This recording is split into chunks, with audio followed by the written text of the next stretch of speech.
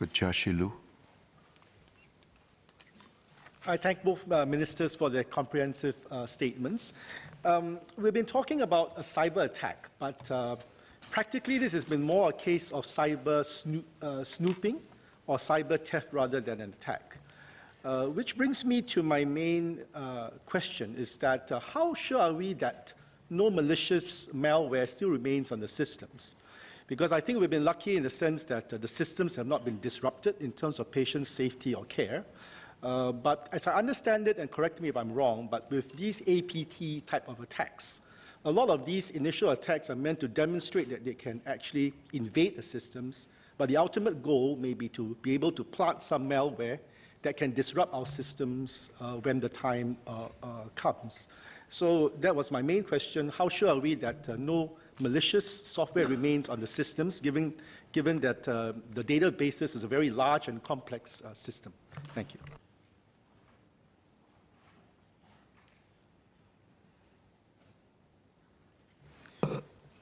Speaker, I thank the member for his question.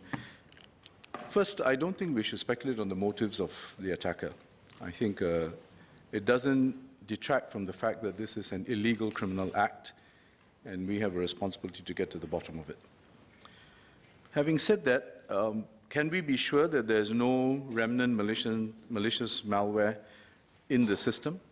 I think, as I have said earlier, we have done, our agency, CSA, working with their counterparts in IHIS and SingHealth, have done everything they can to secure the system and to detect and eliminate the risk. And in fact, as we also elaborated, even as we were doing the work to contain the challenge, as late as on the 19th, there was evidence of some residual risk which had to be dealt with. And at midnight on the 19th was when internet surfing separation was then imposed. So the short answer is we have done everything in our means to secure the system, to detect any residual risks and eliminate it. But as I have said several times in the course of my statement, one can never be sure that we have fully eliminated that risk. Ms. Joan Pereira. Thank you, Ministers, for your statements. Since the cyber attack, a few of my elderly residents came to see me and told me that they worry that their medication records will be altered. So how can we help our people, especially our elderly residents, to better understand our cybersecurity matters and even measures that will be taken? Mr. Speaker, sir, as I explained in my speech, we have IHIS together with CSA have gone through our detailed access logs to ensure that their data has not been altered. But we understand that patients will still be anxious. They wanted to know more about this incident and how they could protect themselves and what implication there is for them. I will encourage them to contact SingHealth, which will then follow up with more detailed explanation specifically to the affected patients. And there's a hotline that they can call, and the number is 6326 5555. If they want to have more details, please contact SingHealth, and our people, our hotline operators are trained to answer their questions and to help them clarify any doubts or anxiety that they may have with regard to their medication information. Mr. Willem. Thank you, Speaker. I have two clarifications. I actually filed a question to Minister for Health to ask if the government could elaborate on the reasons for the several days of delay between the time that the attack was confirmed and the time that the public was made aware of it. According to the timeline released by the government, it was confirmed on July 10th that a cyber attack had indeed taken place, and 2 days later, in fact, a police report was lodged. But the public only got to know about this attack on the 20th. So I'd like to ask Minister to elaborate on the reasons why the public was not made aware earlier, because they could have taken some steps, for example, to change their passwords or to protect their information. Second question also for Minister for Health. During the first press conference on 20th of July, we noted that the Minister apologized for the incident. But we are hearing today really that the CIIs are responsible for safeguarding the data on their system. So is there any significance as to why it was not SingHealth that apologized, but rather the minister that apologized?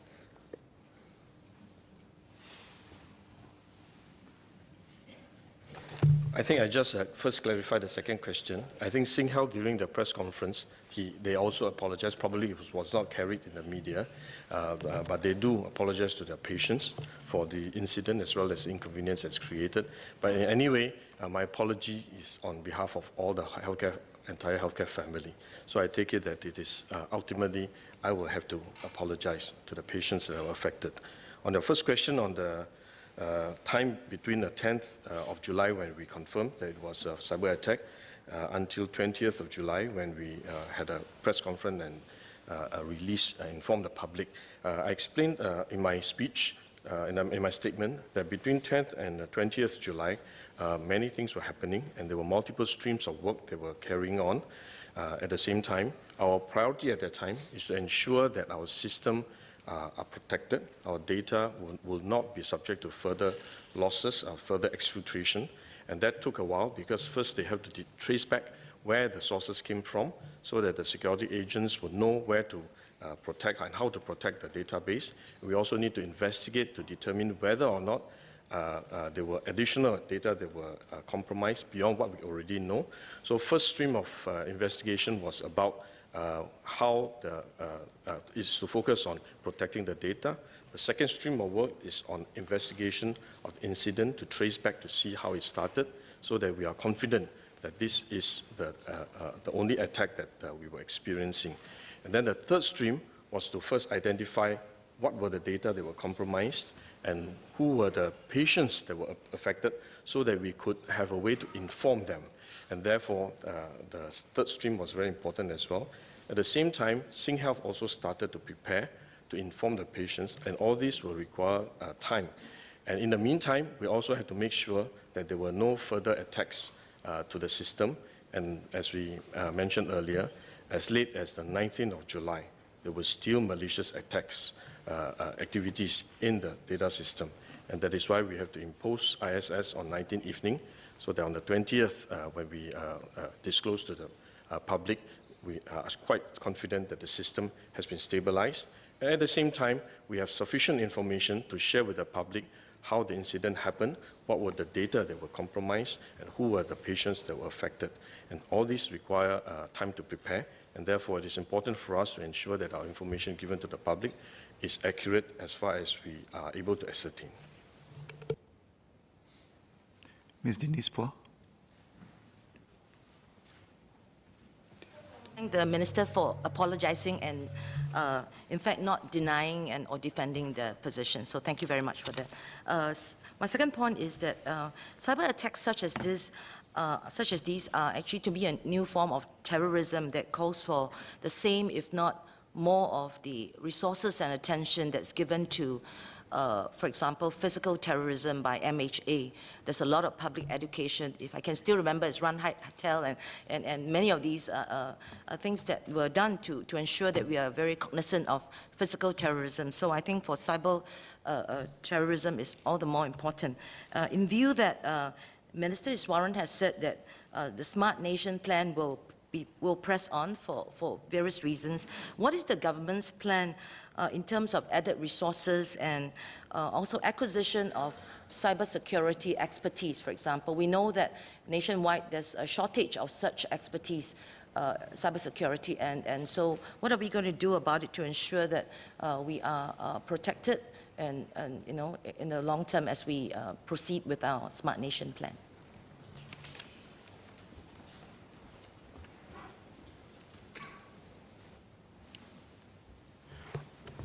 Speaker, I thank the member for her clarification. I think the member is absolutely right. We should be very clear that our challenges with cybersecurity are in no way different to our challenges with terrorism. We have raised our awareness about terrorism. We have had a systematic effort. But when it comes to cybersecurity and defenses, I think perhaps the level of awareness is not as palpable. And the reason is probably also because many of us, all of us, use digital devices as part and parcel of everyday life, and we don't pause to think sometimes what the implications are of having this hyperconnectivity and the kind of data that flows through our devices and the connections that we have with the internet and the wider internet community. So in terms of the specific question, what are we doing? I think first we have to use this opportunity to reinforce the message and the importance of cybersecurity to the general public and the measures that they can take at a personal level, which is what we have just outlined, but also to organizations, public and private organizations, because often the investment in cybersecurity is seen as a cost without an obvious payoff, an obvious value.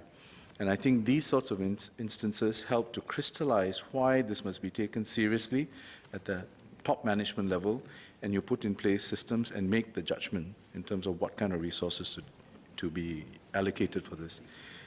As far as the government itself is concerned, we are very clear that we have to continue to invest in our ability and capabilities to prevent, to detect, and to respond to any kind of cyber attack. As I said earlier, the reality is that this is going to be a ceaseless battle because the perpetrators or the potential perpetrators are constantly developing their own capabilities. So we have to also ensure that we are able to do so. So this is why we are investing in cybersecurity in terms of building our capabilities within the CSA, but also in the broader system. And we have many efforts in the broader ecosystem, ICT ecosystem, and cybersecurity is one of the focal points for that. And the final point I will make is, as part of our overall defense, if you will, cyber defense, this is not just a battle we fight alone. We have allies from around the world. All of them face similar challenges. They are all investing in their capabilities. And the cooperation with our allies helps to strengthen our own capabilities in resisting such attacks. Associate Professor Daniel Goh. Thank you, Speaker. Thank you, Ministers. I have one clarification for Minister Iswaran and one for Minister Gan. For Minister Iswaran, will the Ministry be investigating whether there is any negligence on the part of SingHealth in meeting the standards of proactively protecting the CII under the Cybersecurity Act? And for Minister Gan, Minister mentioned that the permanent ISS may be implemented for parts of the healthcare system. Can the Minister elaborate which part of the system is likely to face the permanent ISS? And given that this attack was happened at the frontline workstation, would this actually mean most of the healthcare system rather than just some?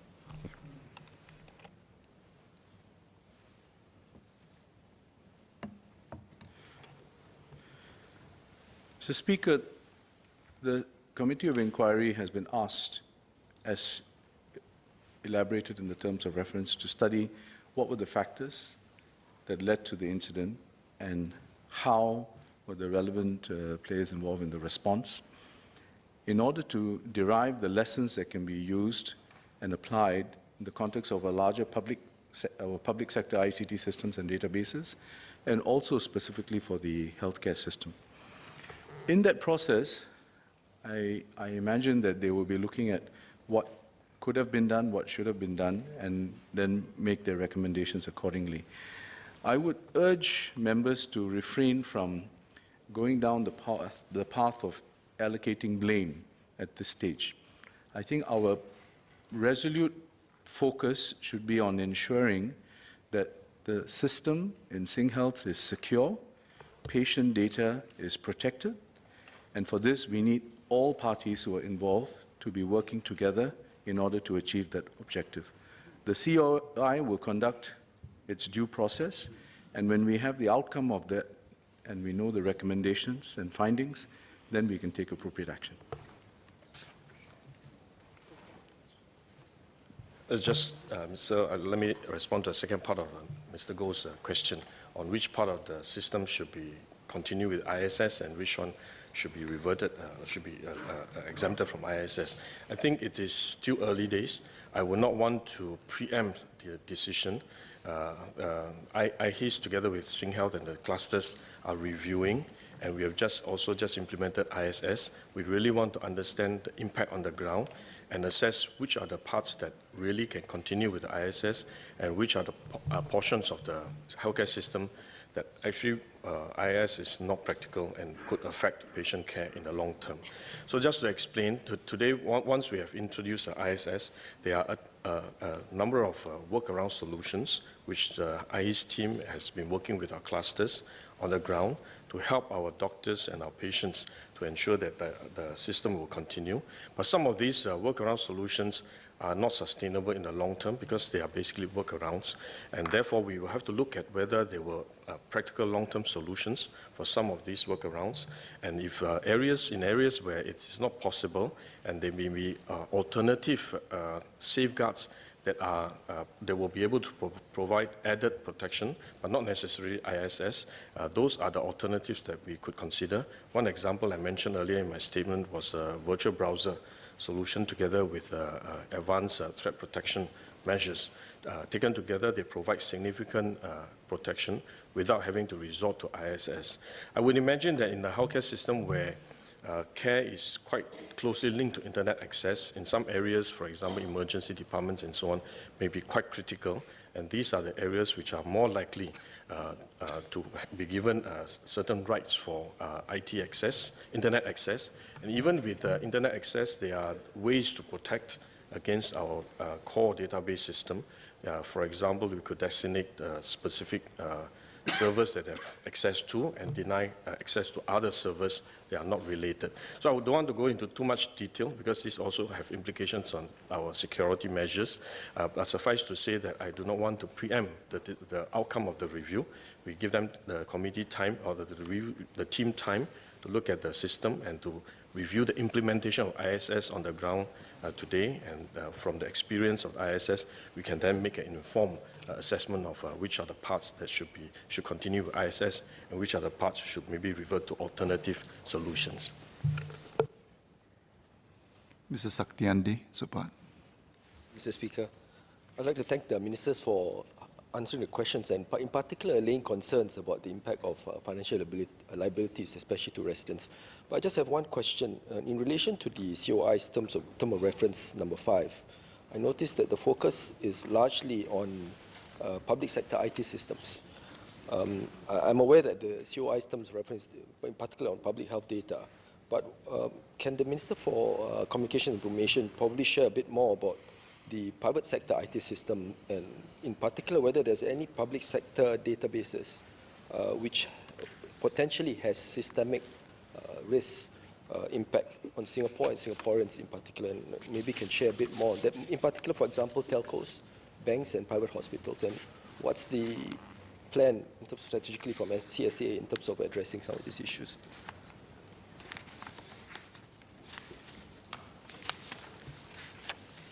Thank the member for the clarification. First, I think we have to be clear, the COI's terms of reference have been scoped to focus on this incident, because if we scope it too wide, then I think you will lose the value of setting up such a committee, which is really to go deep, understand what the issues were, and then to come up with valuable insights and recommendations which we can apply across the public sector and specifically in the healthcare system. Member then asked whether there are issues around databases and IT systems that reside outside the public sector. So I want to bring members back to the point I made earlier, which is that the CSA has designated 11 sectors which fall within what we call the CII, which we have critical information infrastructure. And some of the sectors that the member highlighted, such as banking, telecommunications, they fall within that. There are others like energy, water, and so on. And each of these, there are certain entities, they may be within the public sector or in the private sector, but they, by virtue of the functions they perform, the databases they hold, they are deemed to be critical information infrastructure. And therefore, they will be governed, they will be designated as such by CSA, and they will be governed by rules that have been and provisions that have been made under the Cybersecurity Act. And that is where, as I mentioned in my earlier statement, CSA will ensure that there are certain minimum requirements that are implemented, but beyond that, there may also be certain advisory guidelines on what else they can do to further strengthen. But ultimately, the regulators and owners of those CII will have to make the judgment call and be accountable for the uninterrupted services that they provide. And I think on the private sector beyond that, I think what we learn from this will be shared. We have various platforms to do that in, because there are generally various education sessions that government agencies conduct to heighten awareness of cybersecurity and the measures that can be taken. We also have the framework of the Personal Data Protection Act, and the PDPC, the Commission, is actively involved not just in following up on complaints or reports of personal data breaches, but also in terms of raising awareness and education and sharing best practice, so that the general private sector can also continue to harden itself against cyber attacks.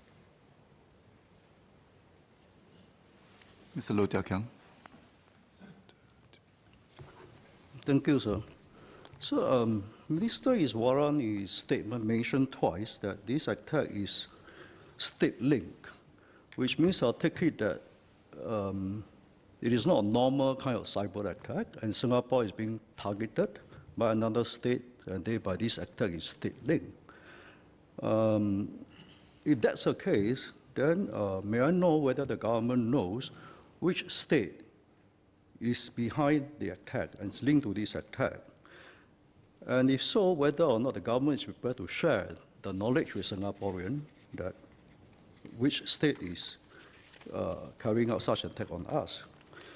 In the details, Minister Iswaran mentioned that the attack was conducted by professional group, APT groups. Does the government, in the CSA investigation, does it know what's the name of the group and where this group has launched the attack from? And he also mentioned that data was copied to another server. So may we know where is the server cited?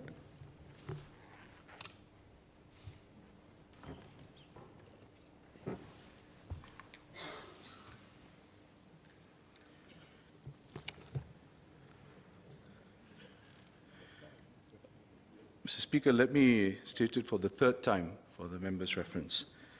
The attack fits the profile of certain known APT groups, but for national security reasons, we will not be making any specific public attribution. You asked whether we are prepared to share the names, do we know specifically whom, and whether we are able to then share that. And I would put to the member that first I've explained why we have a larger set of concerns around this matter. Secondly, in this sort of matter, whilst one can have a high level of confidence, one may not be able to have the certainty that you might need in order to specifically assign responsibility. And it may not necessarily, this is a kind of evidentiary threshold that may not stand up in a court of law, but at the operational level, the agencies that are involved have a high level of confidence. Having said that, we don't think it serves our national interests, nor is it a productive exercise for us to be making specific public attribution. What is essential is that we diagnose the problem clearly and take the appropriate steps. And if in the process of the COI's deliberations, specific attribution can be made in a manner where action can subsequently be taken up in a court of law, we will certainly consider that course of action. Engineer Lee Biwa. Thank you, sir. I have one question to Minister Iswaran. Many of my residents expressed concern when they heard that their personal details has been stolen, especially NRIC. They are very worried, and they do not know how will this data being used fraudulently later on. So I would like to ask Minister what more can the government do to address the concern of those whose details have been stolen? And there is some suggestion that whether can SMS alert be sent to them if, let's say, their NRIC detail were being used, for example, open certain accounts or involved in certain financial transactions?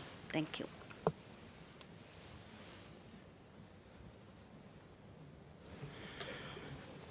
So, Speaker, I thank the member for her question, which I think is a genuine, true reflection of some of the concerns on the ground. And that's why in my statement I tried to explain why Singaporeans in general and elderly residents in particular can draw some comfort from the fact that transactions that involve banks, financial institutions, and those that involve that sensitive government transactions, they are all governed by the two-factor authentication framework. But in doing that, sometimes, so it's not just about the ID, although in some cases, and I think in many cases, the IC number is used as the ID, and this might be an opportunity for us to review that and see whether we can use other ID which are more robust. And then you need the password, and then you have the one-time password. So I think what we can explain to our residents in general is that the system that is in place is a secure one, but what might be prudent for them to do is where they have got accounts, where they've already set them up and they've used their IC number particularly as an ID, or some cases people even use their NRIC as the password. I think they should reset and ensure that they have, thoroughly reviewed this sort of exposure.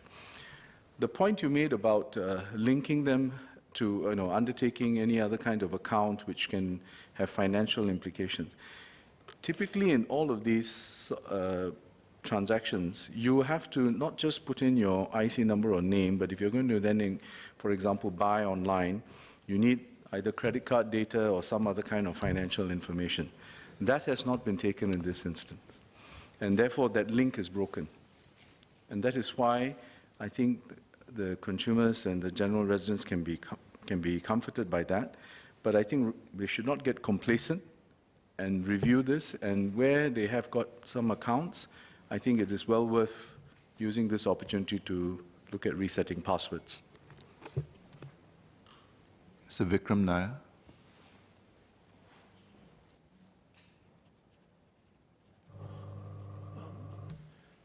Minister Ishwaran again. I believe you mentioned that this has many analogies to a terror attack, and certainly in dealing with terrorists, the government does have powers, for example, under the ISA, to investigate and detain without evidence that will stand up maybe in a court of law, and the national security reasons why you wouldn't want to put it in a court of law.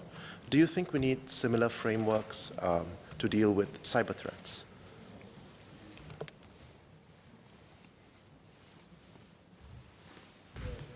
I thank the member for the question. I think our existing legislative framework provides us with sufficient scope, because if you can demonstrate and prove a criminal act, then you can take action under the penal code or appropriate legislation.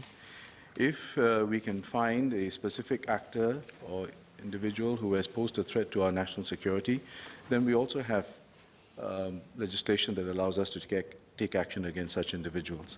So I think the legislative elements are adequate, but I think this is the domain where the nature of the crime and finding specific attribution can be quite challenging at times. Mr. Leon Pereira. I thank the ministers for their statements. Just one supplementary question for Minister Iswaran. After the conclusion of the COI process, will MCI or other relevant authorities attempt to reach out to cybersecurity and IT professionals across the whole of government and indeed in the private sector to appraise them of some of the findings, to educate them maybe about the signatures of some of these groups that have made the attacks so that they can be better alerted to detect them and preempt them, and educate them also maybe on some of the preventive measures that they should undertake, drawing on the learnings from not just this attack, but perhaps the one on NUS and NTU as well that happened previously. Thank you. The answer is certainly yes. in fact, that is the objective of the exercise. We want to make sure that whatever the findings are, we are able to extract the lessons and recommendations which can then be used not just within the public sector or within the CII infrastructure, but also for the broader, private sector operators, because there's a general concern about security. But the qualifier I would make is that what we can share is constrained by the considerations I pointed out earlier. Secondly, it is also about having a risk-adjusted approach, because in certain types of companies, in certain types of operations, the risks are different, lesser level, and therefore they may not need to do everything, but they need to do certain basic, take up certain basic measures for cybersecurity purposes. So it has to be a differentiated approach, but the larger point about drawing lessons which can then be shared, I think is something that we certainly intend to do. Mr. Chong Ki-Hyong. Minister, as IT talents are global and as part of our cyber defense, I would like to ask the Minister if the Singapore government ministries, organ of states, and statutory boards and agencies have in place bug bounty programs to tap upon the global expertise of white hats or ethical computer hackers, and if the compensations for their effort and time are globally competitive.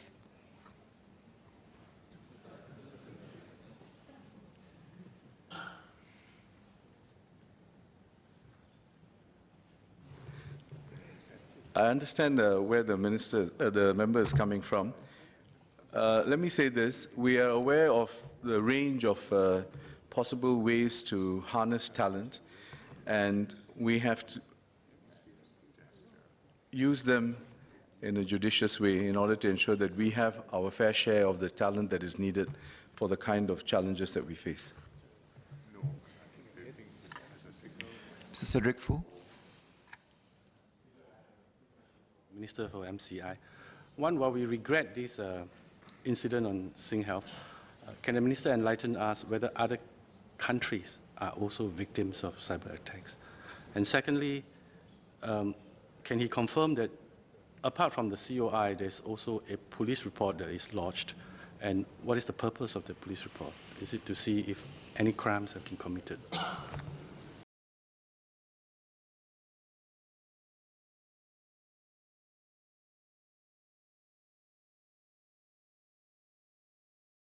First, have other countries been victims of such cyber attacks? In my statement, I highlighted a couple. Both were in the context of the United States. But there have also been other incidents in Europe. And I think many of these may not even be reported in the public domain, but we know that they are occurring. So the truth of the matter is this is a universal challenge. We are not an exception. In fact, every country is facing this challenge, and the greater their connectivity and their use of digital technologies, I think the greater the challenge as well. So that's, I think, an important point that all of us need to understand and appreciate. Second point was on the contemporaneous police report, and the police investigation. So the COI is doing its work. It will be aided by the CSA, which leads a team of investigators, and they will also have the AGC leading evidence. The police report was lodged because there was a suspicion of a crime being committed.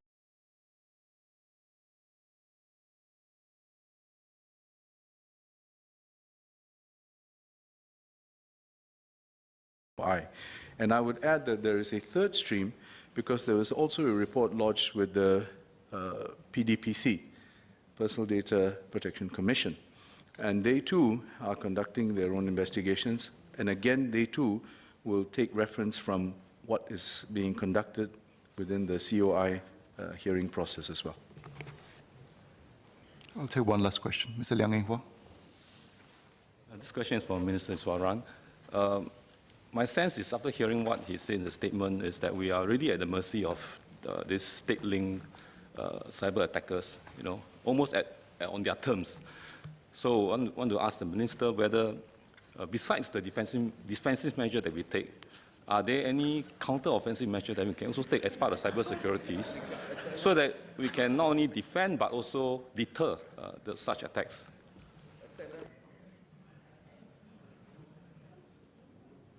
Mercy of these potential perpetrators. I mean, if that was the case, then why have this strong, robust response? Because we have conviction that we can deter, we have the capability, and where we don't, we will build it, and we will find ways to strengthen our system so that we can resist such attacks. And as far as this effort is concerned, it's also important that even as we do this, it's important that psychologically, not just this House, but Singaporeans at large, understand that it cannot be foolproof. And so we must have that resilience that if it happens, we will pick ourselves up again and we will carry on, learn from it, grow stronger, and we will carry on. I think that is the most important aspect of the way we can deter such attacks. Order. I propose to take a break now. I suspend the sitting and will take the chair at 4:30.